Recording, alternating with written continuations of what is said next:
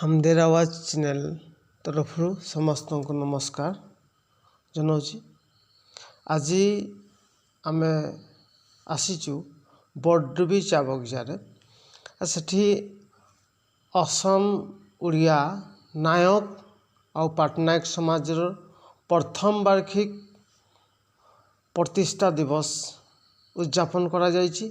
आ ता संगरे कीर्तिमान छात्र छात्री माननकु सम्बोधना देवाई अभिनंदन करने गोटे कार्यसूची निया जायछि। आ सेठीरे विभिन्न धर्म कार्यक्रमनिकार आयोजित करा जोटा असम उड़िया नायक पटनायक समाजर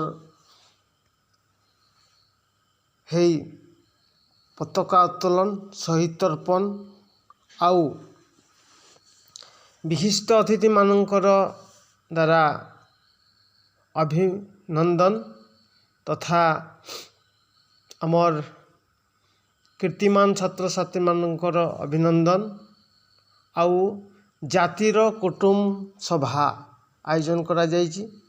आ सभारे विशिष्ट व्यक्ति माने उपस्थित रही निजर बहुमूल्य भाषण आग बढ़ी छंती। सेठिपाई समस्त को ए दृश्य गुड़िक पठेली देखा चेष्टा करुच्ची।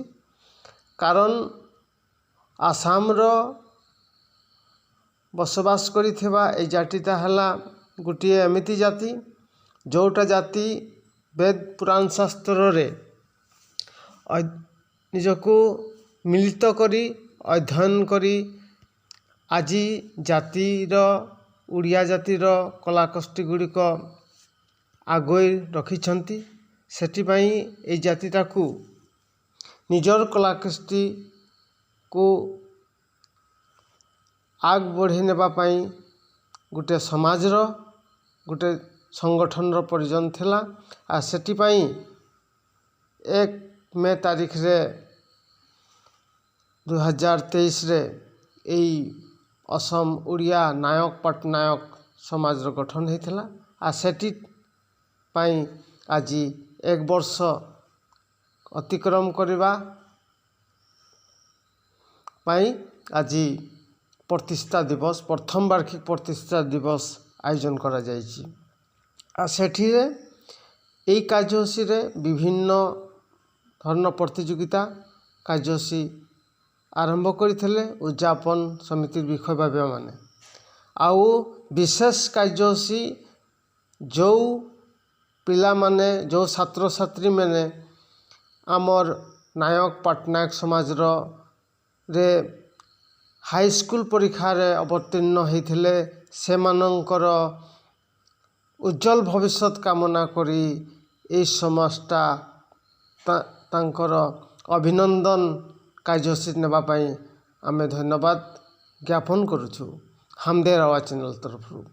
आउ तमे माने जदि एई जातिटा को सपोर्ट करुच एई जातिटा को भल पाउच तेबे हेले आमे एई चैनलटा को हमदेर आवाज चैनलटारे तमे सब्सक्राइब करिवो और एई वार्ता एई बातरीटा तमे प्रचार करबा पाई शेयर करिवो। आउ आमर चैनलटा के दीर्घायु कामना करबा पाई तुमको आशीर्वाद तमे करिवो बोली आशा रखिछि। आउ आमर एई चैनल माध्यम रे तुमको जनबा के खोजिछि जदि तमे उड़िया पटनायक समाजर नाग तेबे हेले कमेंट बॉक्स रे पटनायक नायक समाज जिंदाबाद जय जगन्नाथ बोली लिखिबो बोली आशा रखिली। और चैनलटा को सब्सक्राइब करबा को भूले ना जीवो बोली आशा रखिली। धन्यवाद। जय जगन्नाथ। नमस्कार।